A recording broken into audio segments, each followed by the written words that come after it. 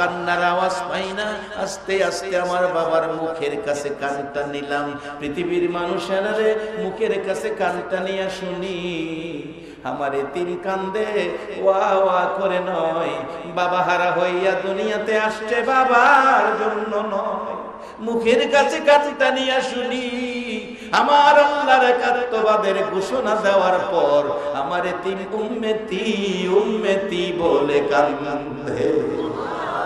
আমার আল্লাহ বলেন, বন্ধু গো, দুনিয়ায় যাইয়া যে সেজদায় পড়ে কাঁদছো, এই সেজদার আমলটা আমার কাছে পছন্দ হয়ে গেছে। এই যে আমলের মধ্যে এই সেজদা থাকবে গো বন্ধু, আমি আল্লাহ বিনা হিসাবে জান্নাতে ঢুকাইয়া দিব। বাবারা শুধু তাই নয়, আমার নবী মক্কার জমিনে এই নামাজ বেহেশতের চাবি উম্মতের শিক্ষা দেওয়ার জন্য জীবনে কত কষ্ট করেছে। নামাজরত আমার নবী দাঁড়িয়ে আছে, নামাজরত আমার নবী দাঁড়িয়ে আছে। আবু জাহেল কোত্থেকে জেনে এসে নবীজির গলা মোবারকের উপর চাদরের ফাঁস লাগাইয়া দুই দিক থেকে টানতেছে। নবীজির জিহ্বা মোবারক বেরিয়ে গেছে, চোখ দুইটা যেন খুলে পড়ে যাবে। এই অবস্থায় হয়ে গেলে আমার নবী ডাকে, চাচা কুন্দু সে গো, আমারে কষ্ট দাও। ও চাচা, তুমি না জানো আমার মা নাই বাবা, আমি আমার উম্মতের জান্নাতের চাবি নামাজ হাতে বুঝাইয়া দেওয়ার কৌশল শিক্ষা দিতেছিলাম। নবী কৌশল শিক্ষা দেয় নামাজ কেমনে পড়বেন। আমার আল্লাহ বলেন, পৃথিবীর মানুষেরা রে, আমার নবী হলো জান্নাতি মানুষ বানানোর নমুনা, জান্নাতি মানুষ বানানোর কৌশল শিক্ষা দিবেন আমার নবী কিভাবে জান্নাতি হবে। কোরআন বলেছে, কোরআন বলেছে, লাকাদ কানা লাকুম ফি রাসূলিল্লাহি উসওয়াতুন হাসানাহ। যাই না ওদিকে লম্বা হয়ে যাবে। আমার নবী নামাজরত দাঁড়িয়ে আছে, আবু জাহেল দুই দিক থেকে গলায় চাদরের ফাঁস লাগাইয়া টানতেছে।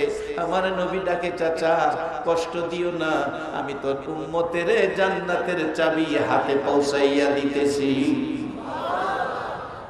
আমার নবী নামাজরত দাঁড়িয়ে আছে। আরেকদিন আবু জাহেল এসে ডাকতেছে, ভাতিজা তোমার জীবনে যত প্রশ্ন করেছি সব প্রশ্নের জবাব নামাজের মাধ্যমে দিয়েছো। যত প্রশ্ন আবু জাহেল নবীজিরে করতেন সকল প্রশ্নের জবাব শুধু 2 রাকাত নামাজ দিয়ে দিতেন। একদিন আবু জাহেল প্রশ্ন করে জাবালে আবু কুবাইস পাহাড় মক্কাতে, ভাতিজা তোমাকে যত প্রশ্ন করি 2 রাকাত নামাজ দিয়ে জবাব দিয়ে দাও। আজকের প্রশ্নটা হবে দুনিয়া নয়, আকাশের চাঁদ 2 টুকরা করে দেখাইবা। 2 রাকাত নামাজ পড়ে নবী আঙ্গুল ইশারা করলে নবীর পক্ষে আকাশের চাঁদ 2 টুকরা করা, বলুন নবীর উম্মতেরা সম্ভব হবে কিনা? চাঁদ 2 টুকরা, শুধু আকাশের চাঁদ নয়, আমার নবী ডুবন্ত সূর্যকে ডাক দেওয়ার পর ডুবন্ত সূর্য আবার উদিত হয়েছে। সারা পৃথিবীর শক্তি মিলে, সারা বাংলাদেশের মানুষ মিলে ডুবন্ত সূর্যকে রশি লাগাইয়া যদি টানাটানি করে, বলুন 1 ইঞ্চি সূর্য আবার উপরে ওঠার ক্ষমতা আছে কিনা? আমার নবী আঙ্গুল ইশারা করলে ডুবন্ত সূর্য আবার উদিত হয়। এই নবীর উম্মত হইয়া বলুন আমাদের ভাগ্য ভালো না খারাপ? বাজান যে কাজগুলো নবী দিয়ে গেলেন সেইগুলো হাতে নেন, জান্নাতের চাবি হাতে নেন। জান্নাতের চাবি দেওয়ার জন্য নবীজি নামাজরত দাঁড়িয়ে আছে। আর যত প্রশ্ন আবু জাহেল করতেন সকল প্রশ্নের জবাব 2 রাকাত নামাজের মাধ্যমে দিতেন। আবু জাহেল আয়েশা দেখে ভাতিজা নামাজের মধ্যে ভাবতেছেন যত প্রশ্ন করেছি সব প্রশ্ন নামাজ দিয়ে জবাব দিতেন। ভাতিজার নামাজ দেখলেই আবু জাহেলের মেজাজটা খারাপ হয়, নামাজ দেখলে মেজাজ খারাপ হয়। আর আমার নবী নামাজি দেখলে আমার নবী খুশি হয়। এবার বলুন আবু জাহেলকে খুশি করবেন না আমার নবীকে খুশি করবেন? নবীকে খুশি করলে কি নামাজ লাগবে না নামাজ বাদ দিবেন? একবার বলুন আল্লাহু আকবার। আমার নবী নামাজের জন্য, জান্নাতের চাবি উম্মতের বুঝায় দেওয়ার জন্য নবীর জীবনের কষ্ট। আবু জাহেল অপেক্ষায় আছে আমার নবী সেজদায় গেলে নবীজির ঘাড় মোবারকে পাড়া দিয়ে ঘাড় ভেঙে ফেলবে। আমার আল্লাহ কয় আবু জাহেল রে, আমার বন্ধুর ঘাড় মোবারকে পাড়া দিবে, সম্ভব হবে না। দুইটা কুদরতি ভাগ মতান্তরে দুইটা কুদরতি সাপ নবীজির দুই পাশে বানায়া বসায়া রাখছে। কুদরতি শক্তি, বাস্তব শক্তি, বলুন এক সমান হবে না বেশ কম হবে? কুদরতি সাপ বসে আছে, দুইটা সাপ দুই পাশে ডাকতেছে, আবু জাহেল নবীর ঘাড়ে পাড়া দিবি না আমরার পেটের ভিতরে যাইবি? কাছে আসে। দূর থেকে আবু জাহেল চেষ্টা করতেছে কি করে কষ্ট দেওয়া যায়, কাছে আসতে পারে না। দুই সাপ দুই দিকে, ডান দিকে গেছে সাপ ডান দিকে বইছে, বাম দিকে গেছে সাপ বাম দিকে বইছে, পিছনে গেছে সাপ পিছনে ফিরছে, সামনে আইছে সাপ সামনে চাইছে, কাছে আসে। আবু জাহেল দেখে কাছে আসা যায় না। আমার নবী উম্মতের জান্নাতের চাবি নামাজ কৌশল শিক্ষা দিতেছেন। দূর থেকে আবু জাহেল মরুভূমির পাথর হাতে লইয়া, যেই নবীর চেহারা মুবারকে কোনদিন একটা মশা মাছি বসে না, দূর থেকে মা নাই বাবা নাই গো, সেই নবী লক্ষ্য করে ডিল মারছে। এই পাথরের ডিল নবীজির কপাল মোবারকে চুল মোবারকের গোড়াটার মধ্যে ঠাস করে লাইগা লম্বা হইয়া পাইটা গেছে। নবীজি চাপায়া হাতে ধরে কাঁদতেছে, কে রে আমারে মারলি? আমি উম্মতের হাতে জান্নাতের চাবি নামাজ পৌঁছাইয়া দিতে দাঁড়িয়েছিলাম, কে আমারে মারলি? তাকাইয়া দেখে আবু জাহেল দূর থেকে হাসতেছে। আমার নবী কান্দে, চাচা আমার মা নাই বাবা নাই, উম্মতের জান্নাতের চাবি হাতে দেওয়ার জন্য আমি নামাজে দাঁড়াইয়া কৌশল শিক্ষা দিতেছিলাম, তুমি আমারে মারলা। চাচা গো আর কত ব্যথা দুঃখ কষ্ট দিবা? আমার নবী কই যাবে, কার কাছে যাবে? নাই নবীজির মা, কে আদর করবে, কে রক্ত মুবারক মুছে দিবে? আমার নবী কানতে কানতে একেবারে নির্জন নিরিবিলি জংলাই, বাবলা কাটার জংলার ভিতরে যাইয়া কান্দে, মাবুদ যত ব্যথা যত কষ্ট দুঃখ আসে না কেন, আমি আমার উম্মতের হাতে জান্নাতের চাবি রাইখা যাইব। বাবারা, আমার নবী জংলায় বসে কান্দে, আবু জাহেল বাড়িতে যাইয়া আরাম করে। এমন সময় নবীজির চাচা, আপন চাচা বীরে আমির হামজা জংলায় হরিণ শিকারে গিয়েছিলেন, খালি হাতে ফিরলেন। আল্লাহর খেলা বোঝা যায় না। বাড়ির কাছে আইসা দেখে একটা হরিণী বাড়ির সামনে ঘুরতেছে, তীর ধনুক বাহির করলেন, শিকার করবেন।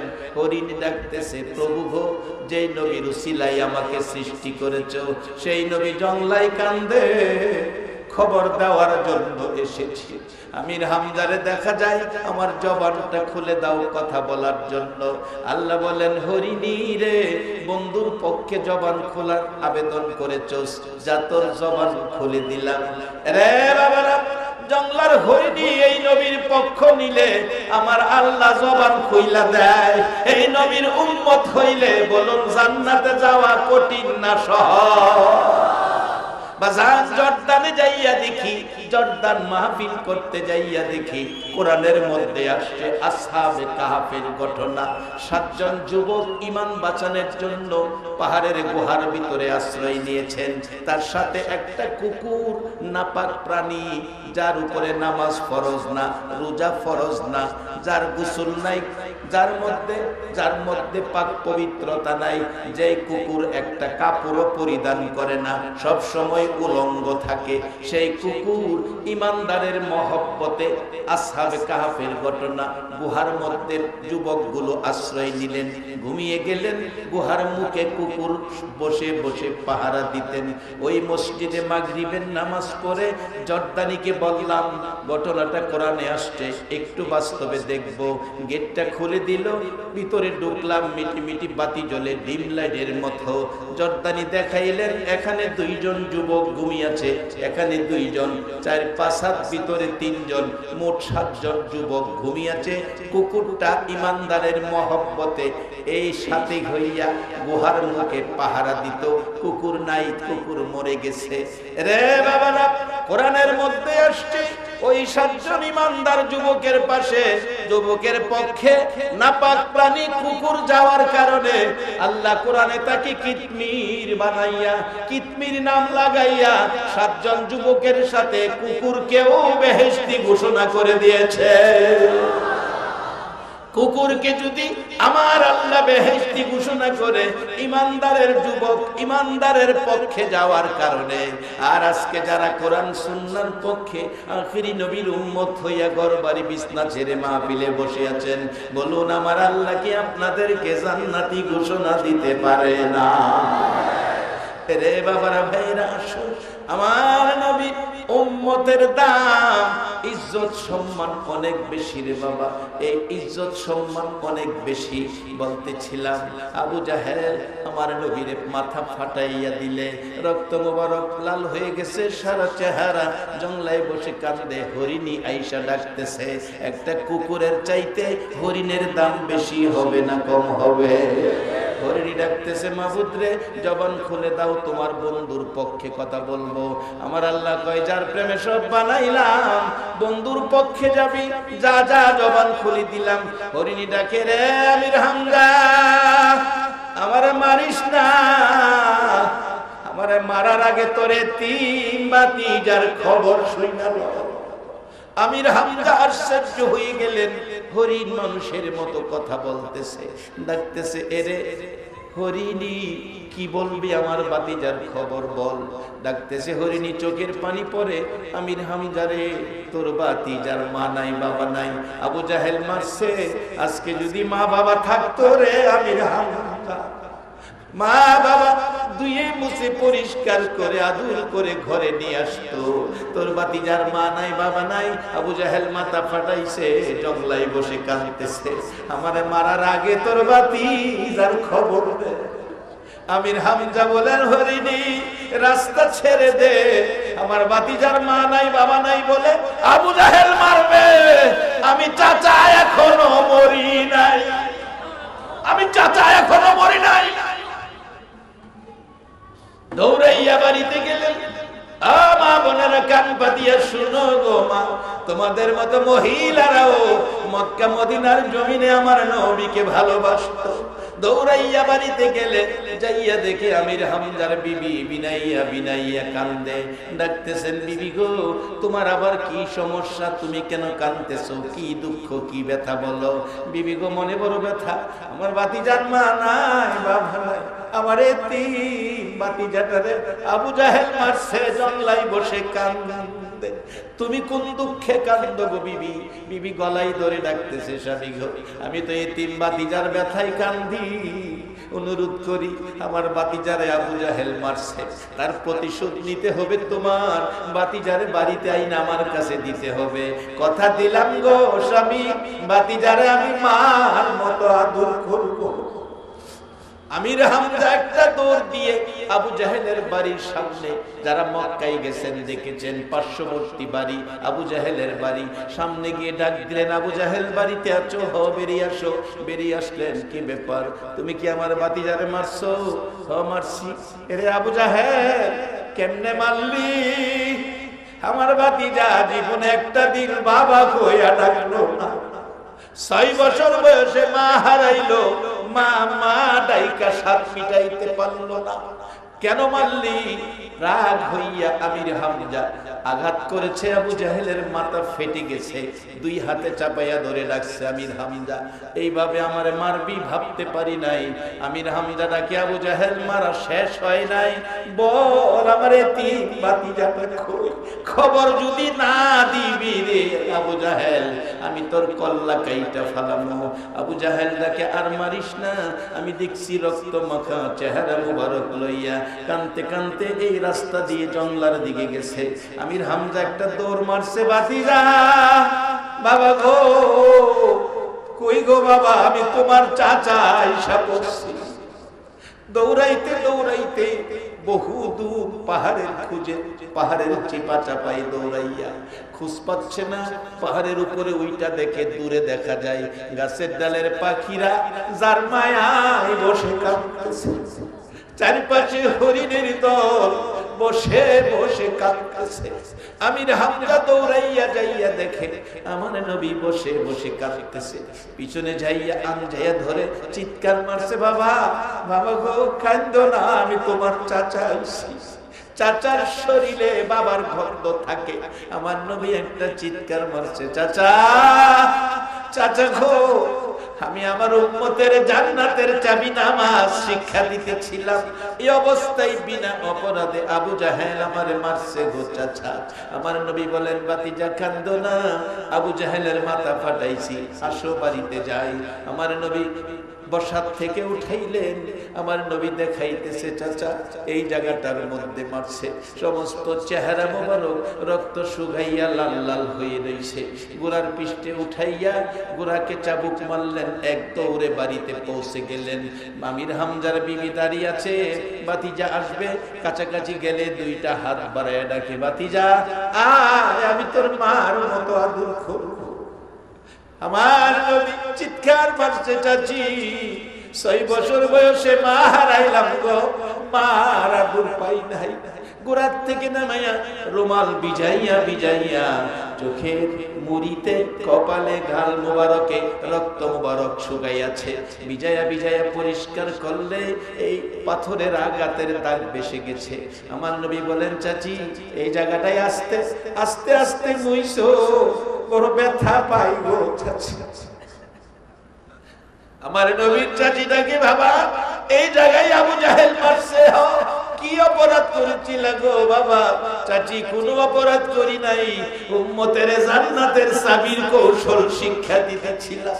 আমার আল্লাহ বলার বন্ধু গো, আমির হামজার বিবির সাক্ষী বানাইলাম, যেই নামাজে আবু জাহেলের পাথরের ডিল খাইয়া মাথা মোবারক ফাটছে গো নবী। তোমার এই কষ্ট ব্যথা দুঃখের কথা কিয়ামত পর্যন্ত তোমার উম্মতের কানে কানে পৌঁছাবো। এই ব্যথায় ব্যথিত হইয়া যারা নামাজে দাঁড়ায়া যাবে গো বন্ধু, আমি আল্লাহ বিনা হিসাবে জান্নাতে ঢুকাইয়া দিব।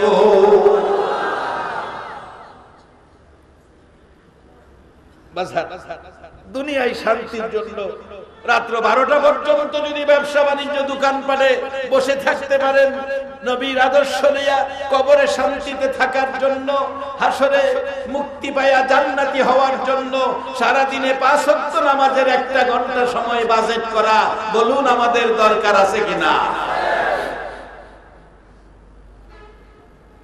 আসেন, নামাজ বেহেশতের চাবি বলেছে আখিরি নবী। নামাজ বেহেশতের চাবি বলেছে কে? আখিরি নবী। আসসালাতু মিফতাহুল জান্নাহ, নামাজ বেহেশতের চাবি। বাজান, এবার বেহেশতের চাবি নামাজ পেয়ে গেলে বলবেন, হুজুর সিটকারির কথা কইলেন, সিটকারি কোনটা?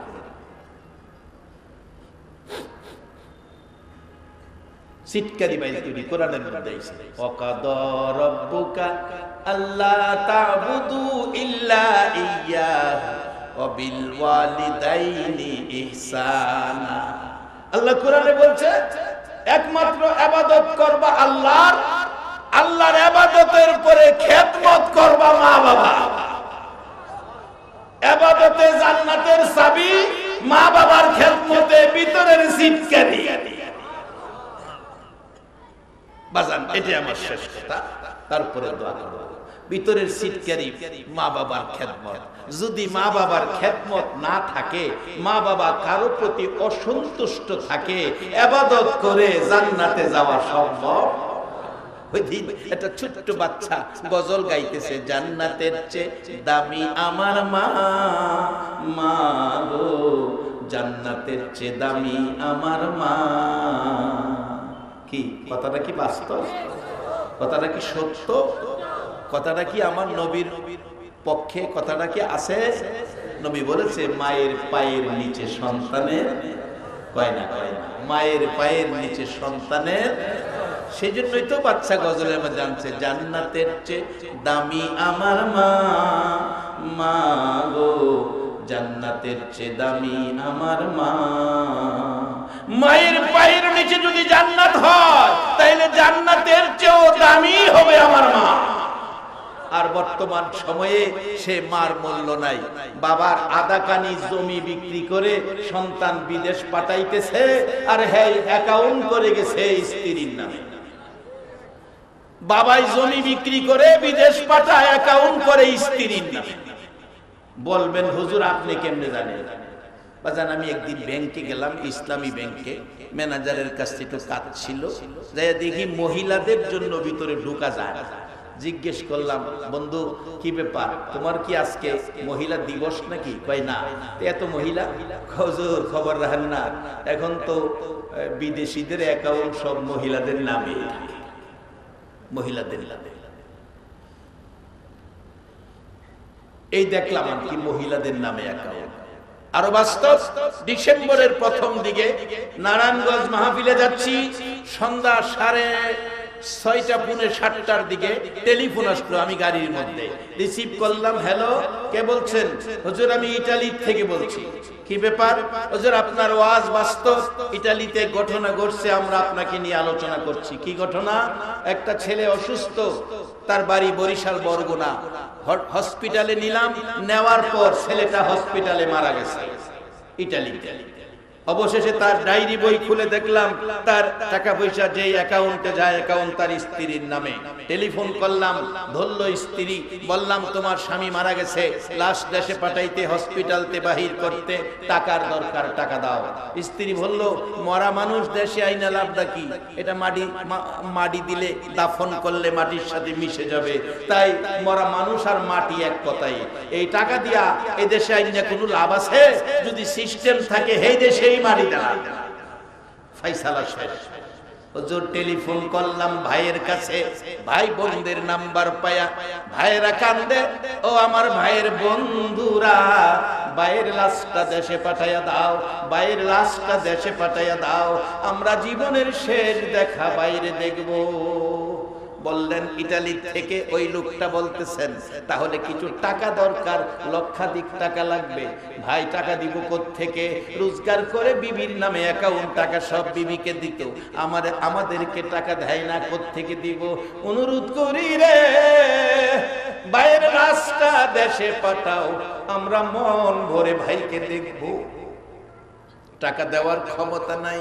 বলছে হুজুর ডায়েরির মধ্যে নাম্বার পাইলাম, মা লেখা, মার নাম্বারে টেলিফোন করলে মা টেলিফোন রিসিভ করেছে, শোনা যায় মা কাঁদতেছে, মা কাঁদতেছে। বললাম মা গো আমি ইতালি থেকে বলছি, কাঁদতেছেন কেন? মা জবাব দিচ্ছে, বাবা আমারও একটা ছেলে ইতালি থাকে, আমারও একটা ছেলে ইতালি থাকে, কাঁদতেছি রে বাবা, কেন জানি আজকে সকাল থেকে আমি মার কলিজা আগুন জ্বলতেছে। বলুন সন্তানের যদি বিপদ হয়, পৃথিবীর কেউ জানে না, আগে জানে কে? মা কাঁদতেছে, খবর দেওয়ার আগে মা কাঁদতেছে। জিজ্ঞেস করলাম মা কাঁদতেছেন কেন? জবাব দিল, বাবা গো আমার একটা ছেলে ইতালি থাকে, কাঁদতেছি এই জন্য, কেন জানি সকাল থেকে আমি মার কলিজায় আগুন জ্বলতেছে।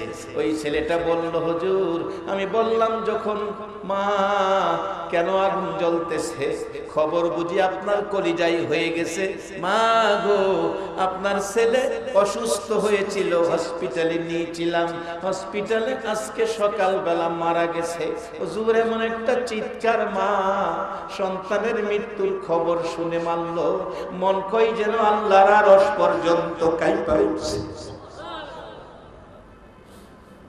এরে বাবারা, ভাইরা, এই মা বাবারে যারা কষ্ট ব্যথা দুঃখ দিয়েছো, মনে রাখো জান্নাতের চাবি নামাজ হতে পারে, ভিতরের সিটকারি খোলা যাবে। আল্লাহ বলছে রবের ইবাদতের পরে মা বাবার খেদমতের কথা কোরআনে বলছে, হাদিস শরীফে রাসূল বলেছে, অনেক গুরুত্ব আলোচনা যাই না ওদিকে। আমি এখন দোয়া করব, বাজান সব ঠিক আছে, মা বাবার সাথে ব্যবহার ভালো না, এই ব্যক্তির আমল বরবাদ হয়ে গেছে, সব নষ্ট হয়ে গেছে। হাদিস শরীফে রাসূল বলেছেন আমলের কথা, বিররুল ওয়ালিদাইনি আফদালু মিনাস সালাত ওয়াস সাদাকা ওয়াস সাওমি ওয়াল হাজ্জি ওয়াল উমরাতি ওয়াল জিহাদি ফি সাবিলিল্লাহ। একটা লোক নামাজ পড়লো, সদকা করলো, রোজা রাখলো, হজ করলো, উমরা করলো, আল্লাহর রাস্তায় জিহাদ করলো, 6টা ইবাদত করে যেই নেকি লইয়া বাড়িতে যাইতেছে, আরেকটা লোক ঠেলা চালায়, ভ্যান চালায়, লেবারের কাজ করে, কষ্টের কাজ, সারা দিনে মাত্র 500 টাকা বাজার করে কিছু টাকা রইলো, এই দিয়ে অন্য কিছু না কিনে মা বাবার জন্য 250 গ্রাম আঙ্গুর কিনে দিয়ে বাড়িতে রাত্র 10টায় যাইয়া দেখে বাবা রাস্তায় দাঁড়িয়ে আছে। বাবাকে পাইয়া সামনে গিয়ে দেখে দরজা খুলে মা দাঁড়িয়ে আছে, মা বাবার হাতে 250 গ্রাম আঙ্গুর দিল। এই জাতীয় কোন জিনিস দিলেন, যদি মা বাবা খুশি হয়ে যায়, রাসূল বলেছে ওই 6 ইবাদতকারীর চাইতে মা বাবার খুশি 250 গ্রাম আঙ্গুর পরিমাণ কোন জিনিস দিয়ে কেউ যদি খুশি করতে পারো, ওই 6 ইবাদত আমলকারীর চাইতে তোমার আমলের নেকি বেশি পাওয়া গেছে।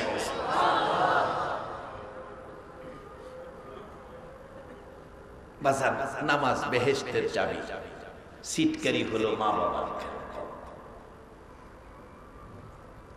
আজকের এই আলোচনার মাহফিল যারা আয়োজন করেছে, যে আয়োজনে 60 বছর ইবাদতের চেয়ে বেশি নেকি পেয়ে গেলেন, বলুন আজকের আয়োজক যারা সামাজিক ভাবে তারা কি কাজটা ভালো করলো না খারাপ করলো?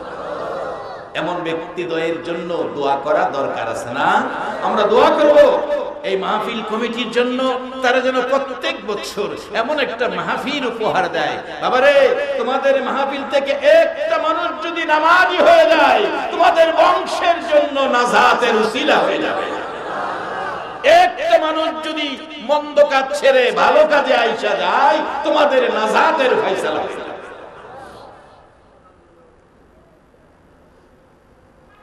দোয়া করি আল্লাহ তাদেরকে এই মাহফিল প্রত্যেক বছর করার তৌফিক দেয়। বাজার নামাজ বেহেশতের চাবি।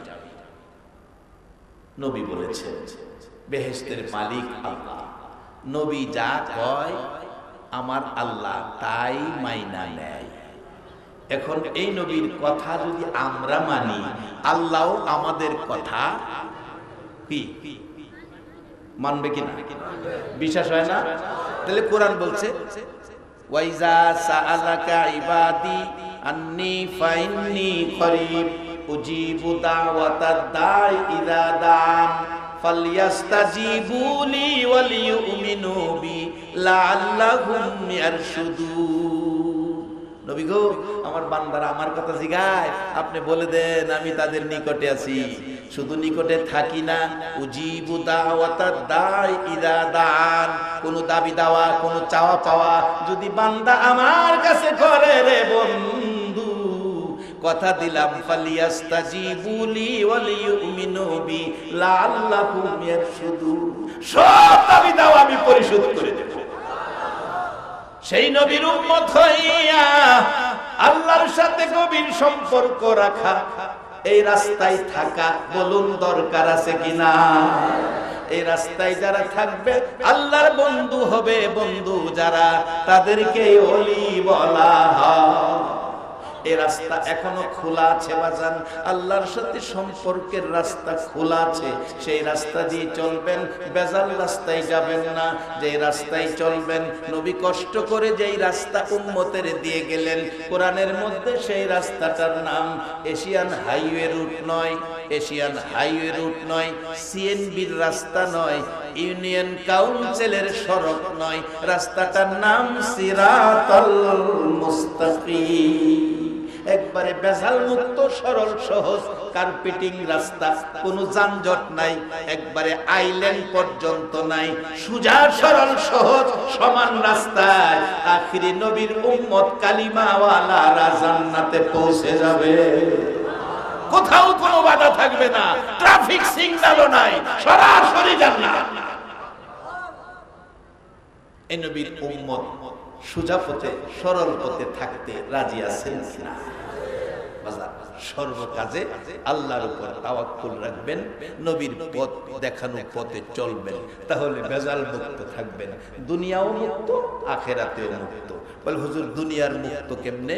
আসুন বাস্তবে এটা বলেই আমি দোয়া করব। এক রাজা, রাজার উজির, কোরআন হাদিস না, বাস্তবতার থেকে বলছি। রাজা উজির দুইজন চলছে সফরে, চলতে গিয়ে রাজা রাস্তায় পড়ে গেছে, পাওটা কেটে গেছে। পাও কেটে যাওয়ার পর উজিরের একটা আমল ছিল, উজির সব সময় সব ব্যাপারেই বলতেন আল্লাহ যা করে ভালার জন্য করে, আল্লাহ যা করে ভালার জন্যই করে। এরকম অনেকে কয় না? কেউ কেউ আছে, এক মহিলার জীবনীতে পাই, বিসমিল্লাহর আমলের খাতার মধ্যে পাই, এক মহিলা যত কাজ করতো বিসমিল্লাহির রহমানির রহিম কইয়া করতো, বিসমিল্লাহির রহমানির রহিম, বিসমিল্লাহর বরকত অনেক বেশি যায় না ওদিকে। এরকম একটা আমল উজিরের ছিল। উজির যেই কাজ করতো কিছু হইলেই কইতো আল্লাহ যা করে ভালার জন্যই। রাজার পাও কাইটা গেছে, ব্যান্টিশ করতেছে, উজির কইতেছে বাদশা নামদার ভয়ের কিছু নাই, আল্লাহ যা করে ভালার লাগি। রাজা কয়েকটা কথা কইলে আমার পাও কাইটা গেছে, আল্লাহ বুঝি ভালা লেগে করছে। রাজার পায়ের ব্যান্টিশের শেষে রাগ হইয়া ধাক্কা মাইরা, আগে মাটির কুয়ার থেকে পানি উঠাইতো, ধাক্কা মাইরা উজিরে কুয়ার ভিতরে ফেলাই দিছে। ফালাই দিয়া রাজা কইতাছে আল্লাহ যা করে ভালার লাগি করে। উজির কুয়ার ভিতরে নিচের থেকে উপরের দিকে চাইয়া কইতাছে বাদশা আল্লাহ যা করে ভালার লাগেই করে। কুয়ার ভিতরে, কুয়ার ভিতরে উজির, রাজা যাইতেছে গা, যাইতে যাইতে যাইতে যাইতে আরেক রাজার রাজত্বে ঢুকলো।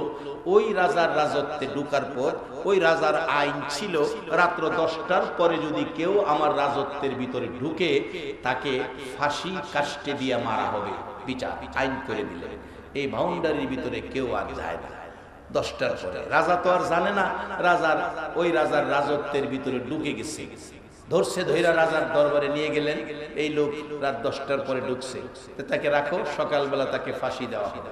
ফাঁসি দেওয়ার আগে তাকে গোসল দিবে, একজন আলেম আছেন, হুজুর আছেন, তাকে তওবা পড়াবেন, তাকে কালিমা পড়াবেন। এগুলি পড়াইতে নিছে, দেখে তার পায়ের মধ্যে ব্যান্টিশ। হুজুর বলছে বাদশা যাকে ফাঁসি দেওয়ার জন্য আমার কাছে পাঠাইছেন, কালিমা পড়াবো, তওবা পড়াবো, আইনে তো আছে অসুস্থ ব্যক্তিকে ফাঁসি দেওয়া যায় না, অসুস্থ ব্যক্তিকে ফাঁসি দেওয়া যায় না। যাকে পাঠাইছেন লোকটা তো অসুস্থ, তার পায়ে ব্যান্ডিজ, তাহলে কি করা? তাকে মুক্ত করে দিতে হবে। ঠিক আছে, তাকে মুক্ত করে দাও। পায়ে ব্যান্ডিজ থাকার কারণে বাইসা গেল, দৌড়ে যাইতেছে। উজির যে কইছে আল্লাহ যা করে ভালার লাগি করে, আজকে ব্যান্ডিজ থাকাতে তো আমি বাইসা গেলাম, তা তো আল্লাহ ভালার লাগি করছে। দৌড়ে গেছে, কুয়ার পারে যায় দেখে উজির কুয়ার ভিতরে, পারে যায় ডাহে হাত উপরে দিছে। বাদশা নিচে হাত দিছে, তাই না উঠাইছে, উঠাইয়া কয় দেখ তুই যে কইছস আল্লাহ যা করে ভালার লাগি করে, ফাইভ ব্যান্টিশটা করার সময় এই ব্যান্টিশ থাকার কারণে গলায় ফাঁসি আসছিল, আমারে ছাইরা দিছে, বাইসা গেছি। তোর কতই রাই, আল্লাহ যা করে কয় না, কয় না, আল্লাহ যা করে। এবার বাদশা বলতেছে উজির তোরে কুয়ার ভিতরে ফালাইলাম, কুয়ার ভিতরে ফালাইলাম, তুই কুয়ার ভিতরে থাইকা কইতাছস আল্লাহ যা করে ভালার লাগি করে, তুই কি বুঝা কইলে? হুজির কয় বাদশা আপনার সাথে তো আমিও যাইতাম, আমার যদি কুয়ায় না ফালাইতেন তাহলে আপনার সাথে আমিও যাইতাম। ঘুমায় গেছেন আমি তো আপনার সফর সঙ্গী, আমিও তো আপনার সাথে যাইতাম, কিন্তু আপনি অসুস্থ বিদায় ছাইরা দিছে, আমি তো সুস্থ ছিলাম, যদি কুয়ায় না ফালাইতেন এই ভাসি আমার গলায় হতো। এই জন্য বলছিলাম আল্লাহ যা করে